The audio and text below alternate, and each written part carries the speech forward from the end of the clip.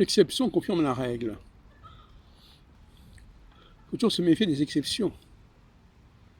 Je vois par exemple un cheval en train de parler, je sais que les chevaux ne parlent pas, je peux flairer une imposture, vous êtes d'accord avec moi?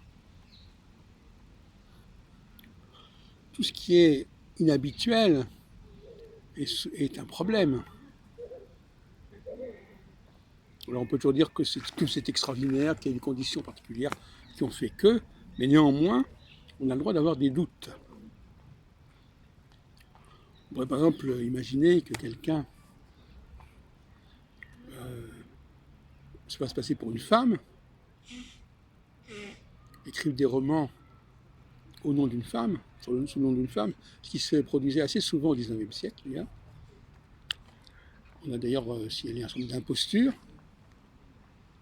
Ça se vendait mieux de publier sous le nom d'une femme. Et pourquoi certains étudiants n'auraient-ils pas été tentés de faire cette expérience?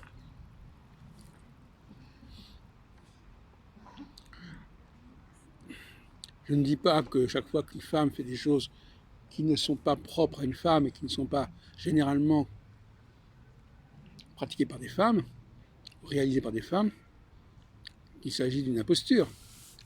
Mais le chercheur a le droit de s'interroger, de se demander en tout cas quelles sont les conditions qui ont permis que cette exception puisse exister. Alors ça peut être des conditions d'éducation, conditions sociales, mais ça peut être aussi une sorte de scénario ou d'invention qu'on a jugé bon de mettre en scène pour différentes raisons qu'on peut d'ailleurs imaginer, qu'on vient d'évoquer d'ailleurs. Par conséquent,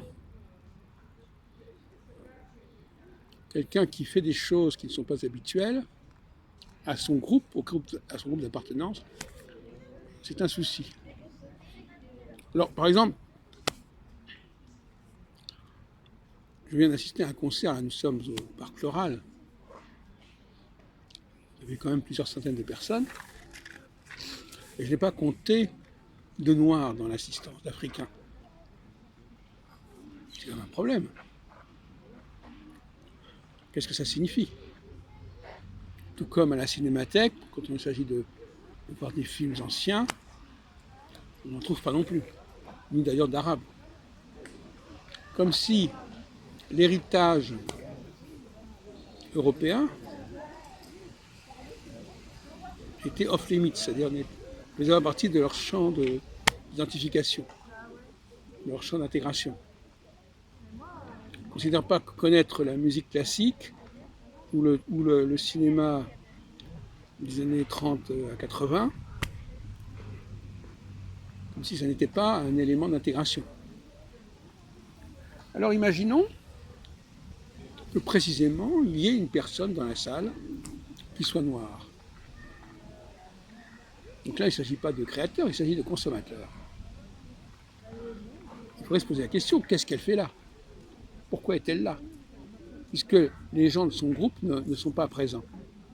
Se font remarquer par leur absence. Il y aurait de quoi s'interroger. À l'inverse, si on prend un juif français qui a fait des choses remarquables, au niveau de la culture, au niveau de la science, on ne va pas se poser des questions indéfiniment en disant mais comment ça se fait que ce juif ait pu faire ce qu'il a fait? En tout cas, on ne se posera pas le même genre de questions que si c'était un Africain ou une femme. Voilà, donc c'est des considérations qui nous montrent finalement que nous ne pouvons pas faire abstraction du groupe auquel nous appartenons. Et que si nous faisons des choses auxquelles ce groupe n'est pas habitué, ça interpelle.